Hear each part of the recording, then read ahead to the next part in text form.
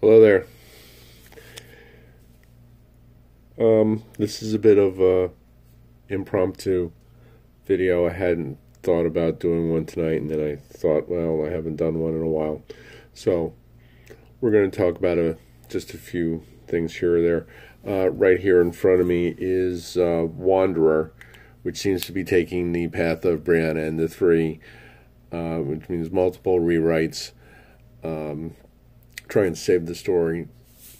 The basic plot line of the story is fine. There's nothing wrong with the basic plot line, except that there was one major plot hole big enough to fly a Death Star through, and that was a problem.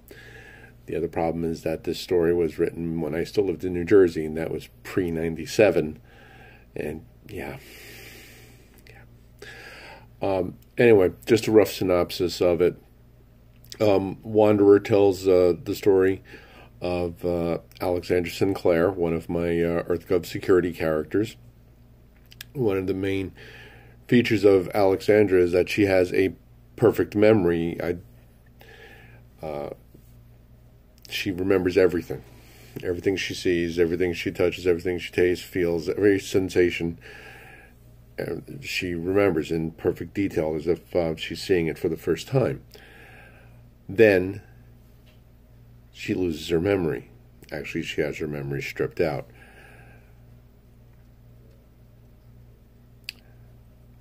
Problem.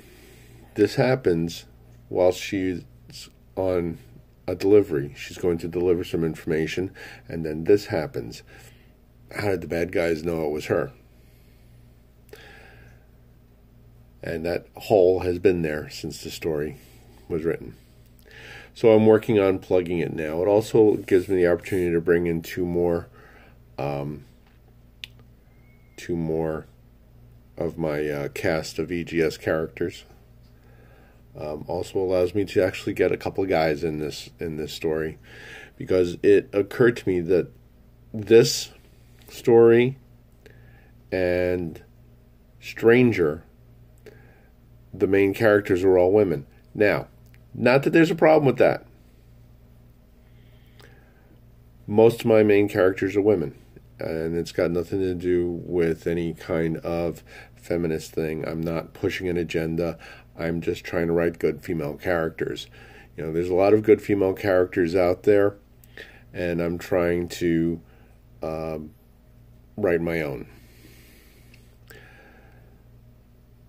So that's what I was just working on, trying to get that taken care of.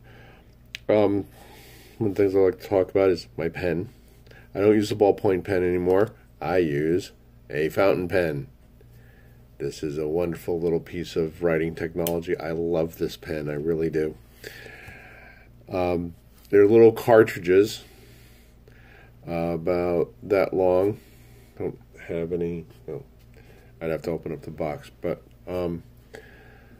it's a little cartridge, plugs right in to the nib, and it lasts, depending on how much I write, it lasts about a week and a half, 2 weeks. I've got 2 boxes over there. There's 12 to a box, so that's about 24 weeks or so before I have to worry about buying more ink. And I love that. It's an entirely different writing sensation to actually feel the nib rubbing across the paper. It is such a tactile feeling. It works very well for me, and I love it very much. A couple of other things that I want to mention. I always like having a physical copy of the books on hand. Yes, I do have all of them on ebooks on my Kindle, but I like having a physical copy. I mean, as much as I've embraced technology, I like the physical books. And today arrived copies of Brianna and the Three and Upon a Far Distant Shore. And this is the cover of Brianna and the Three. Yes, I know it's backwards. That's Brianna and the Three. And that's Upon a Far Distant Shore. And you can see my monitor reflected in the screen. Yeah.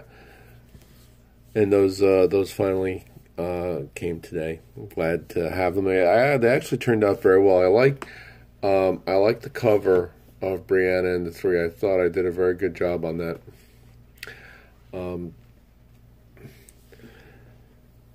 And just a couple of other things that I want to mention. One of them is when I was at work today on break, I was looking through Twitter, and I came across someone who had mentioned that they use italics for thoughts, which is what I do. No quotation marks, and thoughts written in italics. Sometimes there's a whoever thought, and then the statement. Most of the time there's not. And I have seen, and it was mentioned in one of the replies to that tweet, that you shouldn't do that. You shouldn't write the inner dialogue. Why not? I write generally in a third-person omniscient narrator. The narrator knows what's going on in their minds. So why wouldn't I portray their thoughts? And sometimes what's going on in their heads is counter to what's going on, what they're actually saying. So I'm showing, excuse me, I'm showing what's actually going on in their minds when they're holding these conversations.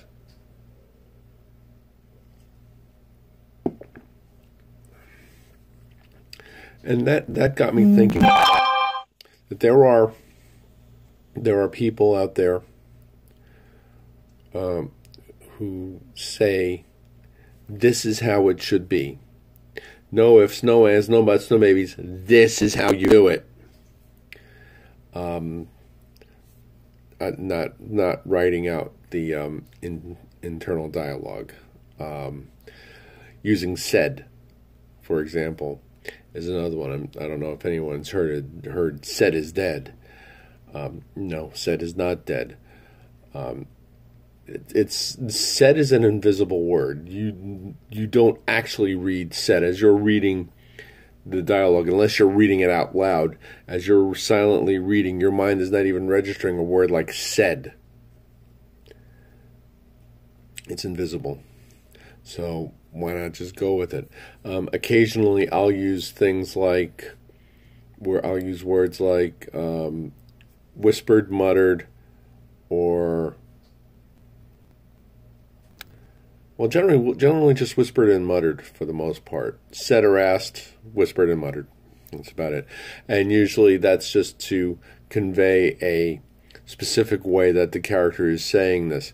When you mutter something under your breath, it's like, yeah, no, that's great, you stupid son of a bitch. Muttering under your breath. Or whispering very, very quietly. People do this when they talk to my enhanced humans a lot because they can hear this even on the other side of the room. So, yeah. And I suppose my main issue with that is it's kind of like saying there's one way of doing this, one way of writing. You have to do a plot outline. You have to figure everything out before you ever get started. No, you don't. I've got 8 books that were never planned. So that's out, and I use said all over the place.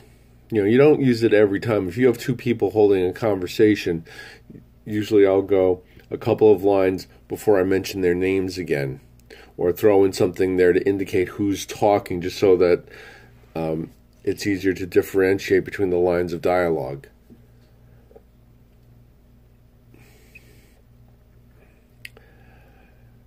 What I'll also do is make notes. A lot of times I'll just start writing. Sometimes it comes easy, sometimes not. A lot of times not. Like, I have a story called The Fast Fading Light. For the longest time, all I had was the title and the main character's name, Andromeda Reyes. And hey, here's a shock. It's a woman. Shock of shocks, I know. But I had no idea really what was happening. I knew it was tied in with Upon a Far Distant Shore and another work in progress titled My Soul to Keep. My Soul to Keep is the end of a story arc. Upon a Far Distant Shore can be thought of as the beginning of the story arc. The Fast Fading Light is about midway, kind of. And that's really all I knew. I knew nothing else about it until one day I decided, okay, we're going to put some effort into this. We're going to start writing. And I started writing, and I got through the first couple of scenes, the first couple of sections of it, and then it just came to a screeching halt. Just came to an absolute stop, and it's like, okay, what do I do now? So it's sitting over there in my stack of notebooks. It won't be forgotten like happens frequently. I will remember it. It's at the forefront of my brain after I finish Wanderer and get it all typed up. It goes back into editing, which means 6 weeks, at minimum 6 weeks, before I start editing again, because essentially there's whole new sections to this. Essentially short stories being shoved right into this, and I have to make it all seem like it was always there. Then I have to edit. Well, I have to publish Raven. It's ready to go. I have the cover and everything. I don't have a copy of the cover printed. Oh, maybe I can bring one up here. Hang on a second. Give me. I have Raven that's ready to go, cover and all, and then there's Stranger that I have to do the final edit on, and then the whole thing cover and all that. So, well, I should hopefully be able to get back to first draft writing relatively soon once I get through all this. But the good thing about this is that I never stopped working on the stories. They're all up here. They're all being worked on, even as we speak. Let's see here.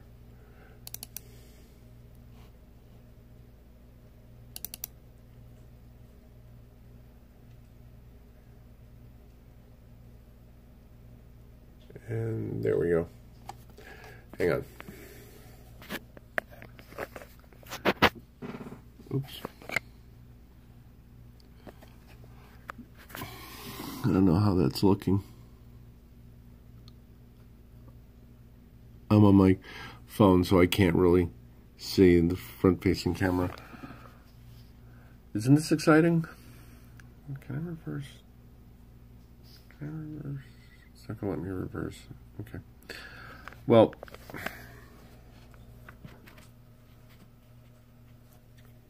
wasn't that fun?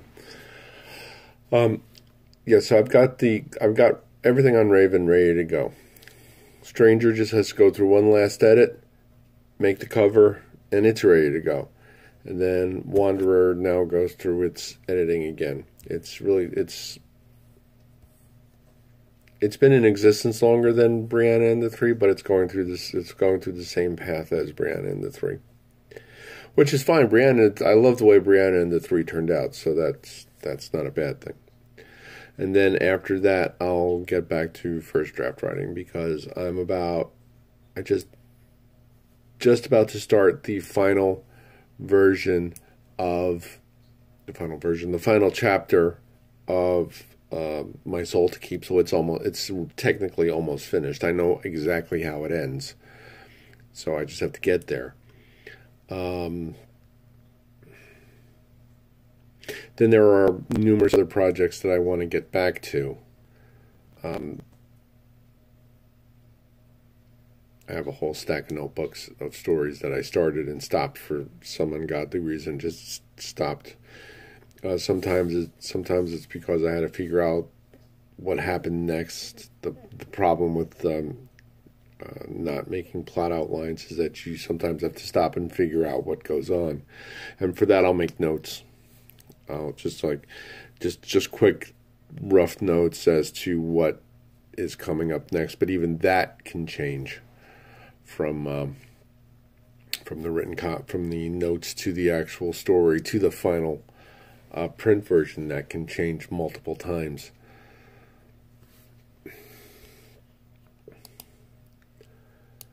And of course, my mind wouldn't be my mind unless it kept coming up with characters. I have a character running through my mind right now. His name is John Burroughs Carter. He's a fifth level master mage living in the 21st century, let's say. In my favorite time period of all, the day after tomorrow. Whenever I don't want to specify a time period, I call it the day after tomorrow. I mean, I'll figure out when exactly the story takes place. I just don't want to mention it in the story.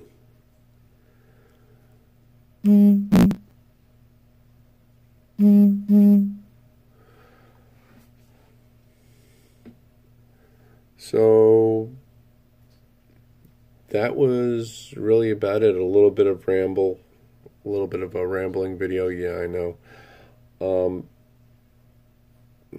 But that's about it. All the books: Brianna and the Three, Upon a Far Distant Shore, With Eyes Open, Campfire Stories, A Bright Symmetry, Ray, The Fault Lies Not, and On a Cold Wind, all are available, printed ebooks. You can find the links to them on my website, Word Boys Words.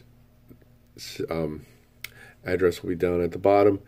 If you like this, like listening to me babble, hit the subscribe button. I don't know if there's going to be a little bell down there, but click it if you wish.